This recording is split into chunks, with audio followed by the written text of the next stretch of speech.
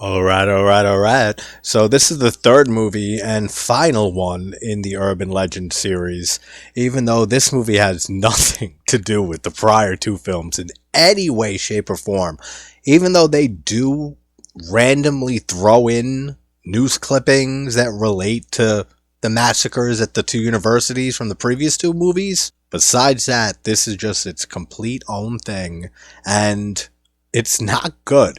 This movie is not good. It's enjoyable at times, and it doesn't hurt that Kate Mara, who stars in this as Sam, the main character, is hot, and she looks just like this girl I went to high school with. So that helps it a bit, and there are a few good sequences and scares throughout this. This is directed by Mary Lambert, who did Pet Sematary 1 and 2. And I always forget that she directed this movie. This was direct to video, and it shows 100%. CGI, bad CGI, all throughout this movie. But still some good stuff. So let's talk Urban Legends Bloody Mary from 2005. Now, you may be aware of the fact that Loretta Devine did not return for this entry.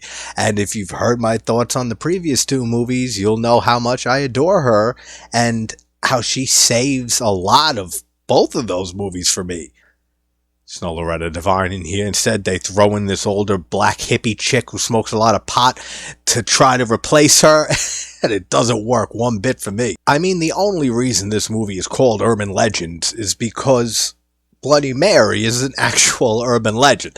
That's the only reason this movie exists in the franchise in any way. Now, I grew up with the Bloody Mary legend. I'm sure many did, because they reference in this movie that Candyman was a ripoff of the Bloody Mary legend. Because one of them says Bloody Mary ripped off Candyman. And there's no way that that legend was just born like a few years before I was born. So there's no way Candyman started all that. So yes, it's an actual legend, and that's the only other connection to the first movie, where Brenda and whatever her name is, Alicia Witt's character, walk up to the hole in the wall where the massacre was, and they say Bloody Mary for no reason 5 times in that first movie. And I always say, no, it's 3 times. Then in this film, it's 3 times like it should be. This movie basically reminds me of Hello, Mary Lou, Prom Night 2. It's basically the same shit, except a lot worse, because I actually really like Prom Night 2. I'm not a fan of the first Prom Night. But the same type of prank gone wrong, then the girl who dies, Ghost, comes back to take revenge. You got the same stuff here, because there's a whole legend within this movie, where there was an incident in '69, and 3 people on the football team, they played a prank, which comes up a few times, and happens again, mind you. A prank where they roofie their drinks. 3 girls, high schoolers, so we demoted from university level of the first 2 movies. Now we're in high school again. These football jackasses drug their drinks, and Mary Banner is her last name, if you need to know. It is on a tombstone later. She doesn't drink the drink. She puts it down. So she's still conscious. Then they bring them to this warehouse, and one of the football guys accidentally kills Mary and stuffs her in a trunk.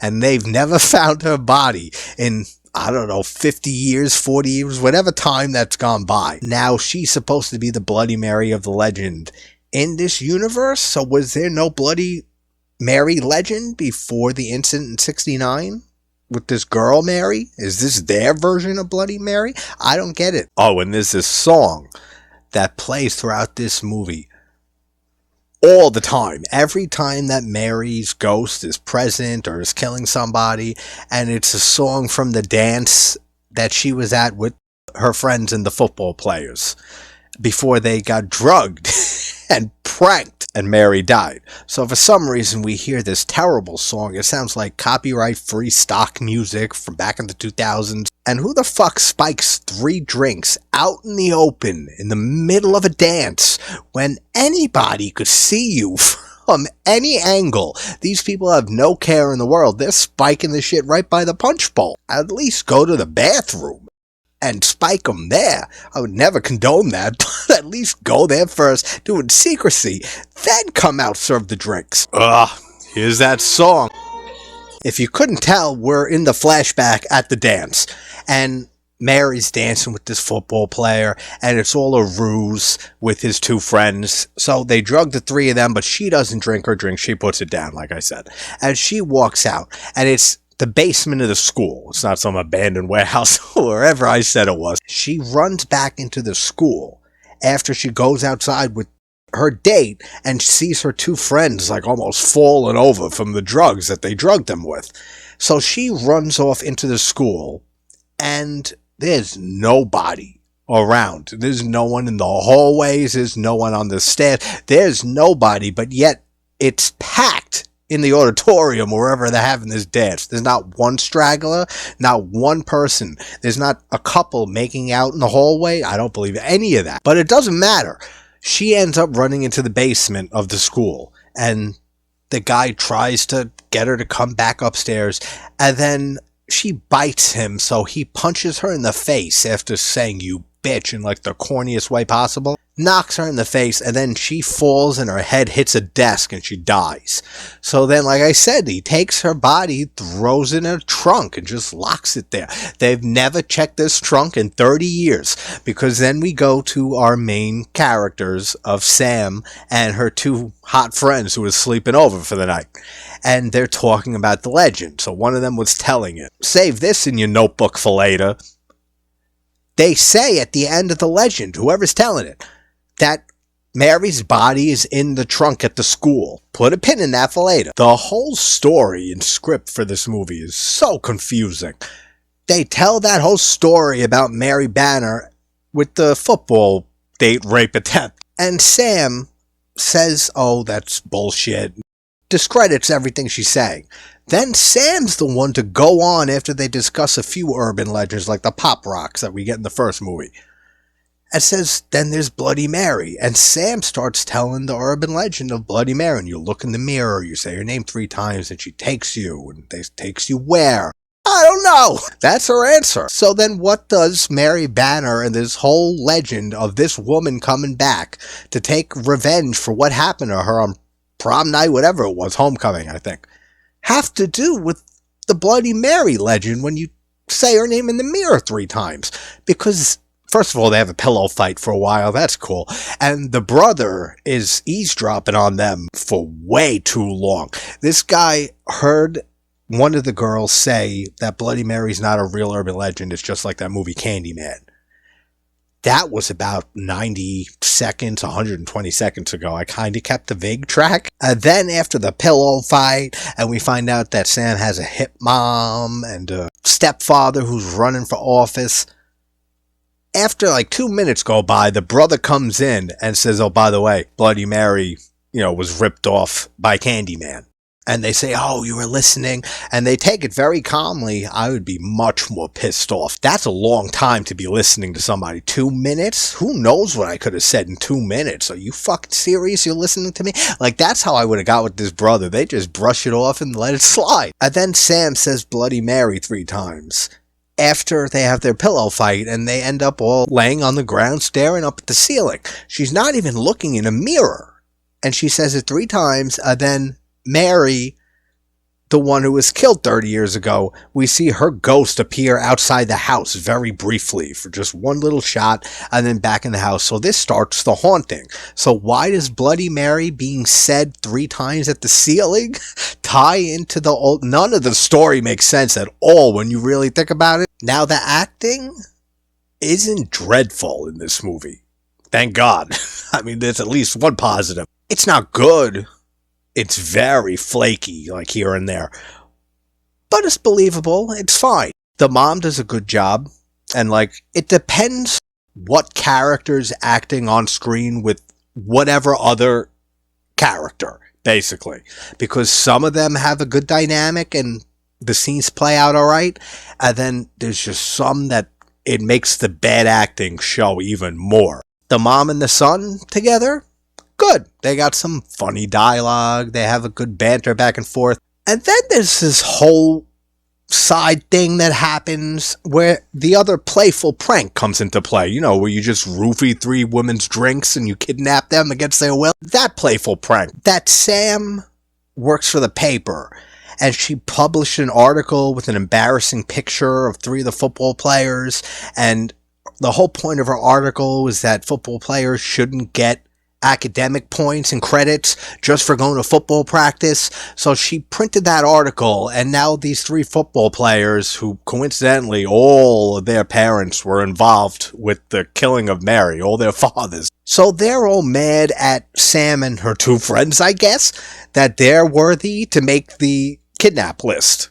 And they drug them and they disappear for like a day or something like that. The parents are freaking out.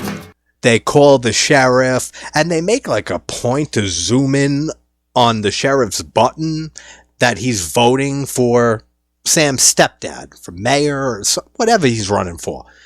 It doesn't amount to anything. So why the like very specific like zoom in on that button? We'll never know. But they go missing, then they turn back up. And the police run tests. They weren't raped, they weren't abused or anything like that. They all seem fine. But then Mary starts coming along and haunting people. Then Sam's brother goes into the locker room of the football team, and he tries to threaten the 3 football players responsible for drugging Sam and her friends. But he's a nerd. He gets shoved right out of there. So one of the football players goes to a tanning salon where he's been banging this Valley girl, which I can't deal with people who talk this way. Valley girls, if I was talking to somebody and giving them news and they said, shut up, more than once, second time, they're getting hung up on immediately. I can't deal with that. For some reason, he's been banging her. So he goes into the tanning bed and he gets charred to a crisp. And then here's the goddamn terrible song again right before he gets killed. So Valley Girl finds the burnt, charred remains of the football player that she's been banging, and it looks alright. The corpse looks good. That's one positive I can add to this too.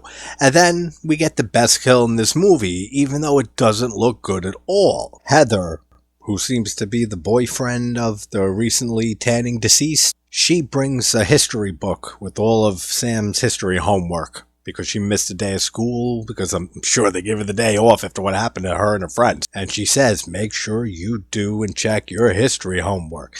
So obviously in front of the brother, like, check this out, there's something in there. So she goes in and she finds a letter written to Heather, which we'll find out later is the old black hippie woman who was one of the friends of Mary when she got murdered in '69. So Heather goes to bed.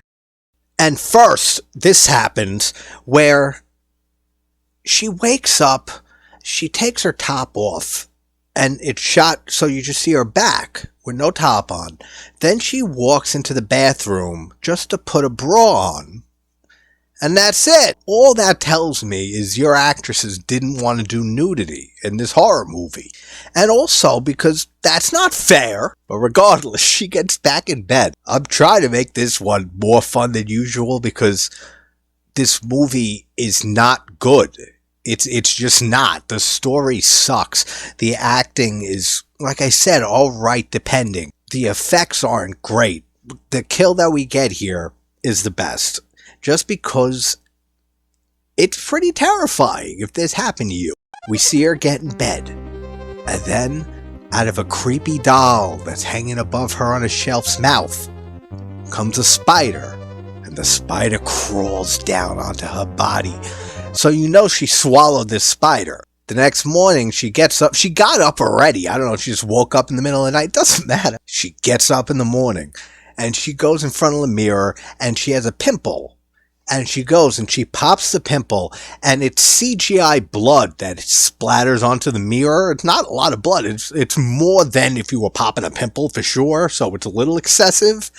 But still, they couldn't use practical blood. It's CGI. So after she pops the pimple, a spider comes out. And she obviously freaks.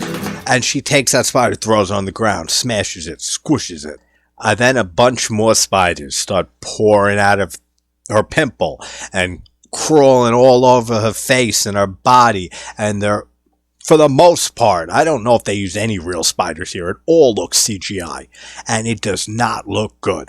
The CGI spiders, this is why I don't make movies. Other reasons too.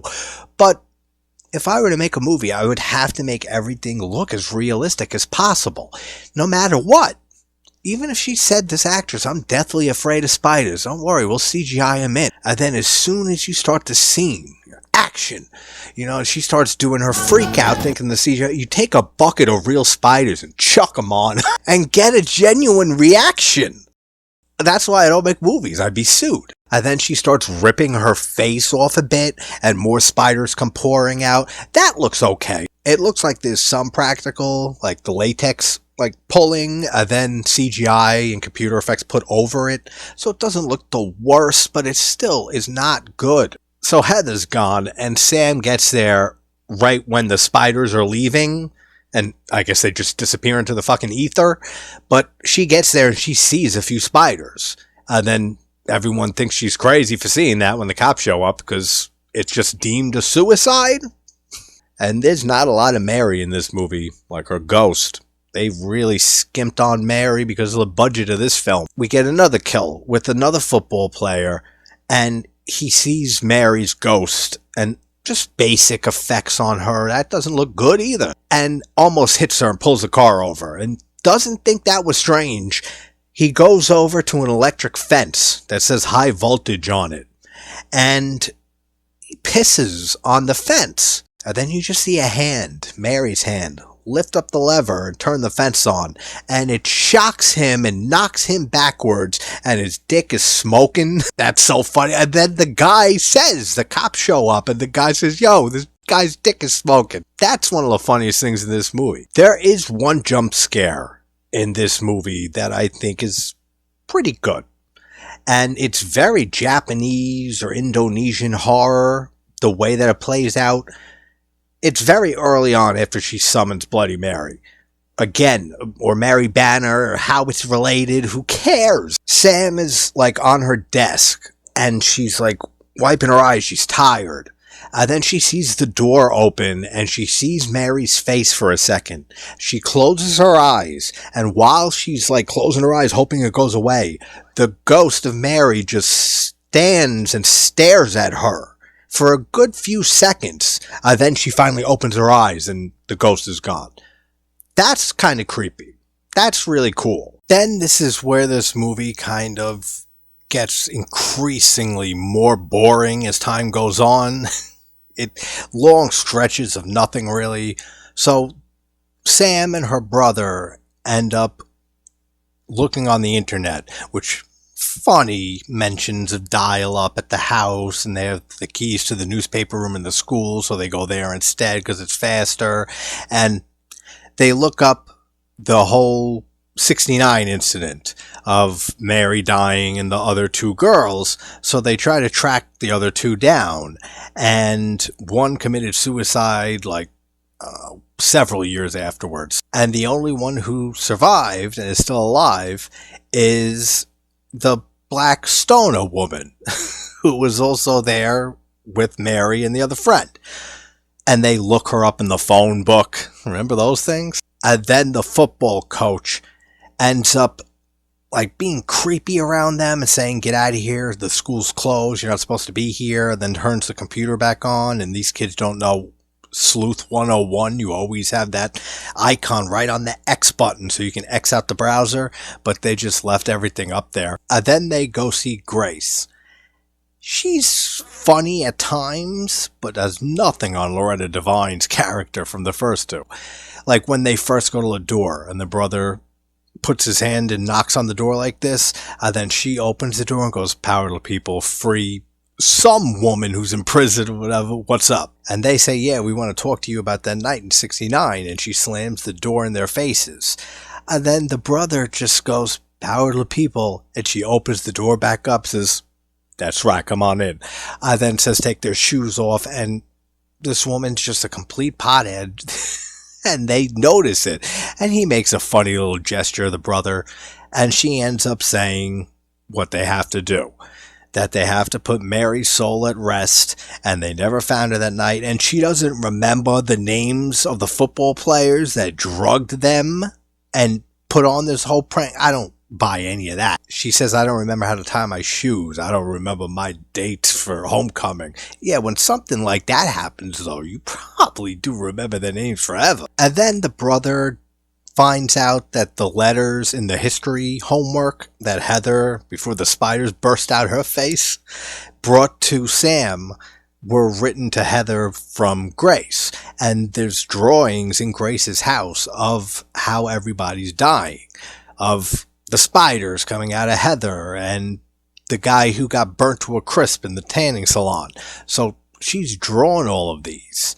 And they have to put Mary's body to rest, which means they got to find her body. Now, remember that thing I said very early on to put a fucking pin in when they mention during the legend in the very beginning of the movie that the body of Mary was put in the trunk in the basement of the school, and that's where it's been ever since. So she knows where the body is. Why doesn't she go right now at the 53-minute mark and go get that body and lay it to rest? It takes another 15-20 minutes or so before she even remembers any of that. And they also find out that all the parents were involved in the prank that led to Mary's death. The football player's dads, as I said, and Heather's mom, Dawn, who was the homecoming queen at that dance. So they're involved. There's one missing, and it's very obvious from early on in the movie that it's Sam's stepdad, the guy who's running. And he ends up being kind of a killer in the end. There's the whole supernatural Bloody Mary aspect to this. And then they had to throw in a kind of whodunit at the end for the reveal that it's the stepdad. It's stupid. And then this scene is one of the better scenes in the movie, where Buck, the lead football guy, he goes to a hotel and he's just getting drunk with his dog, and we actually see the urban legend that whatever her name is from Final Cut was filming in her movie with the people can lick too when the dog's licking his hand, and he does that a few times. Then he goes out and almost gets crushed by a vending machine, but Buck survives that. Then he goes back inside, he's getting drunk, and he doesn't realize that the severed finger of the dude who pissed on the electric fence and his dick exploded is inside the bottle. And he wakes up in the morning, and you hear licking on his hand. And then he goes to the closet, and you see the corpse of the dog, and it says people could lick too in blood. That dead dog corpse might be the best looking effect in this movie. And then Mary crawls out from underneath the bed in the most sadical way you can ever imagine.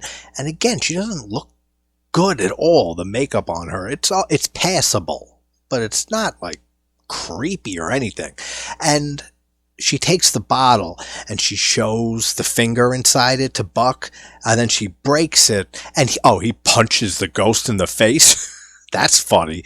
Then she ends up breaking the bottle and starts just slicing and dicing him. You just see blood spraying on the walls, with the song playing the whole time, the same goddamn song that we hear throughout the whole movie. But that's the only bad thing about that sequence. That's one of the better ones in the movie. Yeah, then we see newspaper clippings that reference the first movie, talking about the massacre at Pendleton University. Then when they're at Grace's house, the black hippie chick, she has an article that references Final Cut that says the massacre at Alpine. So there's your only connections to the other movies. So they end up deeming Buck's death murder by a sleazy prostitute in the motel. I don't know how they came to that conclusion. And there's your last reference to the other movies, where the brother goes by himself to meet back up with Grace at her house because they need her help. But she says that she doesn't want to leave the house. She's terrified. So he says to her, has anybody ever told you you look exactly like Foxy Brown? Which Reese, Loretta Devine's character in the first two movies, huge fan of Pam Grier and everything. So there's another one for you. Meanwhile, Sam is getting visions in her room because there's a chest in the room, and it looks like the trunk the body's been hidden in for 30-something years. And no one ever, I'm not getting past that. No one, it's in a storage room. Nobody ever went down and had to get something out of that storage room. They didn't smell a decomposing body. The police never found it. They left the school. That was their last known whereabouts before Mary disappeared. They didn't check the whole school and whatever. But then we see more of this stupid whodunit stuff thrown into this supernatural horror movie. We see the brother get a bag over his head and he gets killed by some dude in a trench coat. And then we find out it's the stepfather, Sam. And then she goes to Grace and she finally convinces her to come with her. And they get to the storage room. She finds the body of Mary, the skeletal remains, and she wraps it up and they bring it back to the van and they have to head to the graveyard where Mary's tombstone has been all these years, with no body under it. The stepfather friggin' chases after them, and they drive off to the cemetery. And then she starts to dig a grave where the tombstone is to put the remains in, and the stepfather shows up. And at first he acts all concerned. And, oh, did you tell your mom? Are you okay? And then again says, did you tell your mom? And whacks her with a shovel, tries to kill her, tells her her brother's dead. And then we find out that the stepdad was the actual kid who killed Mary back in 69. And then Mary's ghost comes to save the day and pukes some green mist into his mouth with her deformed face. And then they just get pulled into the grave together in terrible CGI fashion. Then the police show up and Grace and Sam are fine. All is well in Tinseltown. And they say that the stepdad, Bill Owens, died of a heart attack while disposing of the remains of Mary Banner. And the mystery has finally been solved. No one's going to believe them, they say. And it just ends. So Urban Legends, Bloody Mary, it sucks for the most part. This movie is such a drop in quality from even just Final Cut. This makes Final Cut look like a fucking excellent film compared to what this is. And it's Mary Lambert, so I mean it's disappointing because I'm a huge Pet Sematary 2 fan. I might enjoy 2 more than the original. It's such a bonkers fun movie. This movie, it's just the few positives I gave it, that's it. Another 5 years or so, maybe I'll throw it on, because it's not so terrible that you can't enjoy it. It's not one that you're tortured the entire watch or anything like that. There's still fun to be had, but it's dreadful. Compared to the other 2 of this series, absolutely. But there you go. This series is done, and hope everyone's having a good morning, afternoon, or night. I'll talk to you soon. Take care, everybody. And if you've seen and heard my thoughts on the previous 2 movies, you know how much she saves those 2 movies. Now, you may be aware of the fact that Loretta Devine is... No. Oh, and there's this song in this movie that plays whenever you're... These football jerks roofie 3 girls' drinks, then brings them to some... And there's this song whenever Mary's ghost is present, and it's this old, it sounds like stock copy free. And who the fuck just spikes 3 drinks in the middle of... Oh, and there's this song, right? That spikes 3 drinks in the middle of... God, where are they in the middle of? She runs back into the school, Mary, because she runs outside with... So then, what does Bloody Mary have to do with the whole backstory, flashback, and the whole... But to move the plot along, not even into a mirror. They have their pillow fight, they're laying on the ground, and they're looking up at the sky. But they disappear for a day, so she's gone.